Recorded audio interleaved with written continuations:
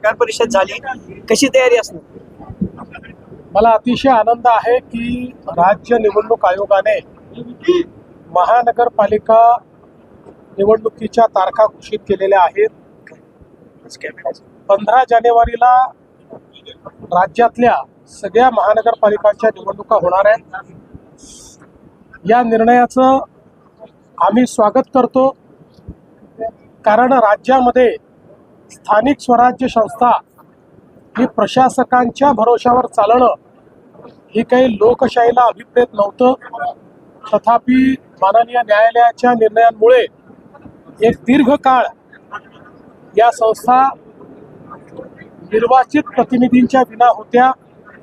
आता पुन्हा या निवडणुका होत आहेत आणि आम्हाला विश्वास आहे की या निवडणुकांमध्ये आमच्या शासनाने केलेलं काम बघता पुन्हा कौल हा आमच्या बाजूने येईल.